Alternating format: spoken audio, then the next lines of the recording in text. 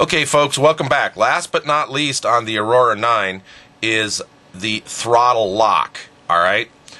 This has been a great video series for me. This radio's got a lot of stuff. I've shown you a lot of things in the menu. Some things you're starting to see after watching all this is how the mixes work. They all kind of work the same. You have linear, non-linear mixes, curve mixes, and a lot of the menus work the same. Gyro menus very similar to Gov on how they work, and the fact that you can set conditions as well as switches and trimmers to almost any function in here. Pretty cool.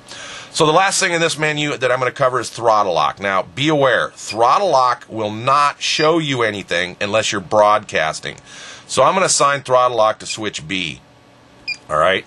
What throttle lock does, and by default there's my off and on, what throttle lock does is it holds the throttle wherever the stick was when you flipped the switch.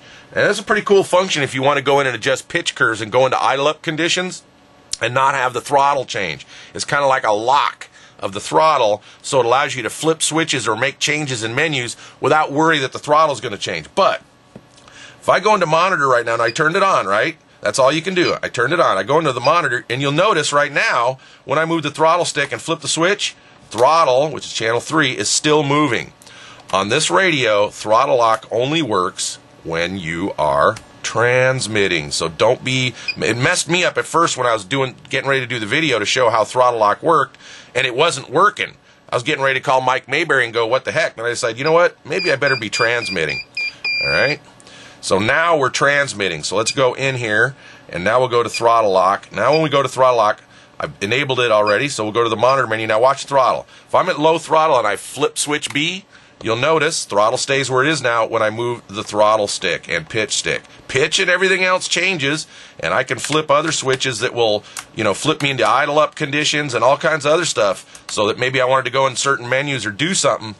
The throttle is locked, all right? What I would probably use this for is exactly what I said. I'd probably land on the ground, flip into normal, hit hold, whatever, land on the ground, hit throttle lock, and then I could go in and maybe play with a curve or something like the pitch curve or something without worrying about the model spooling up on me. All right, then I'd go back to low stick and normal mode and everything, turn throttle lock off, and go ahead and pick up the helicopter. It'd be great for airplanes too.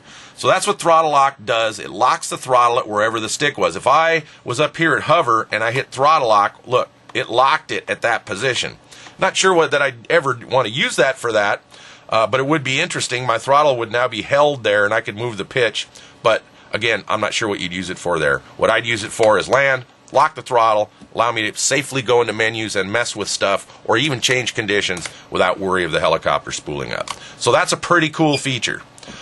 All right, so basically that covers this radio. It covers all of the menus. I've covered everything. It's been real enjoyable for me to do this.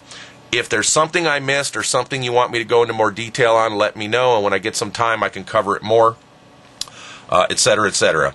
I believe in the beginning I covered this custom menu where you can add things that you want to the custom menu, and the adjust menu only shows up when you have sliders or knobs enabled in the adjust menu. All right, so you could go into one and see where your adjustment is without actually bumping it. All right, I think I covered that before, but anyway, that is it. That is the Aurora 9. And again, if you got any questions or need a specific on something, you let me know, and I'll see what I can do to do it for you.